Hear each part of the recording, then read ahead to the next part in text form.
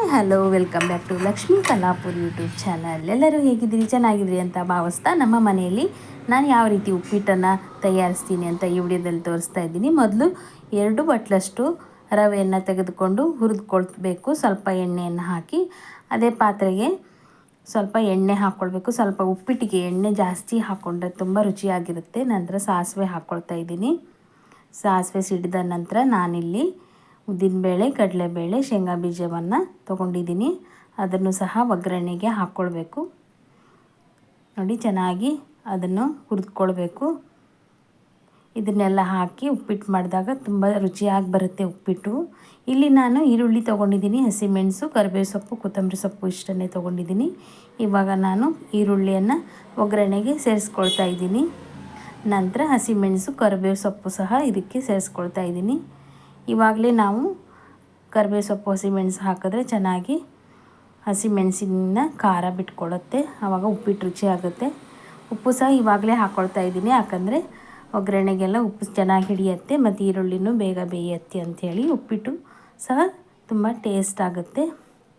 ಇವಾಗ ನೋಡಿ, ನಾನಿಲ್ಲಿ ಹಸಿ ಬಟಾಣಿ ತೊಗೊಂಡಿದ್ದೀನಿ. ಇವಾಗ ಸೀಸನ್ ಅಲ್ವಾ, ಸಿಗುತ್ತೆ.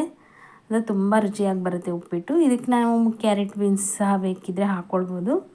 ಈ ರೀತಿಯಾಗಿ ಎಲ್ಲ ಕಾಳುಗಳನ್ನು ಬಳಸಿ ಉಪ್ಪಿಟ್ಟು ಮಾಡಿದ್ರೆ ಉಪ್ಪಿಟ್ಟು ಎಲ್ಲರಿಗೂ ಇಷ್ಟ ಆಗುತ್ತೆ. ಎಲ್ಲವನ್ನು ಚೆನ್ನಾಗಿ ಬೇಯಿಸ್ಕೊಳ್ಬೇಕು.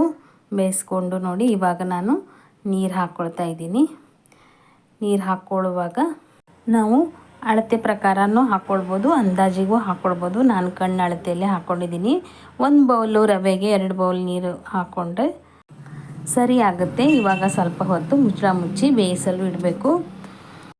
ನೀರು ಕುದೀತಾ ಇದೆಯಲ್ವಾ, ಇವಾಗ ಒಂಚೂರು ಅರ್ಧ ಚಮಚದಷ್ಟು ಸಕ್ಕರೆ ಹಾಕ್ಕೊಳ್ತಾ ಇದ್ದೀನಿ. ನಾನು ಚೂರು ಸಕ್ಕರೆ ಹಾಕಿರ್ತೀನಿ, ರುಚಿ ತುಂಬ ಚೆನ್ನಾಗಿ ಬರುತ್ತೆ ಅಂತ. ಯಾರಿಗೆಲ್ಲ ಸಕ್ಕರೆ ಹಾಕಿದರೆ ಇಷ್ಟ ಆಗೋದಿಲ್ಲ ನೋಡಿ, ಅವರು ಹಾಕದೇನೂ ಇರ್ಬೋದು.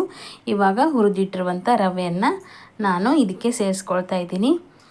ಸೇರಿಸ್ಕೊಂಡು ಚೆನ್ನಾಗಿ ಎಲ್ಲವನ್ನು ಮಿಕ್ಸ್ ಮಾಡಿಕೊಳ್ಬೇಕು. ಮಿಕ್ಸ್ ಮಾಡ್ಕೊಂಡ ನಂತರ ಸ್ವಲ್ಪ ಹೊತ್ತು ನಾವು ಮುಚ್ಚಿ ಬೇಯಿಸ್ಕೊಳ್ಬೇಕಾಗತ್ತೆ. ಬೇಯಿಸ್ಕೊಂಡು ನಂತರ ಇವಾಗ ನೋಡಿ ಈ ರೀತಿಯಾಗಿ ಬಂದಿದೆ. ಇವಾಗ ನಾವು ತೆಂಗಿನಕಾಯಿ ತುರಿ, ಕೊತ್ತಂಬರಿ ಸೊಪ್ಪನ್ನು ಸೇರಿಸ್ಕೊಳ್ಬೋದು. ನಾನು ಇದಕ್ಕೆ ತೆಂಗಿನಕಾಯಿ ತುರಿ ಹಾಕ್ತಾಯಿಲ್ಲ, ಖಾಲಿ ಕೊತ್ತಂಬರಿ ಸೊಪ್ಪನ್ನು ಹಾಕಿದ್ದೀನಿ. ಎಲ್ಲವನ್ನು ಚೆನ್ನಾಗಿ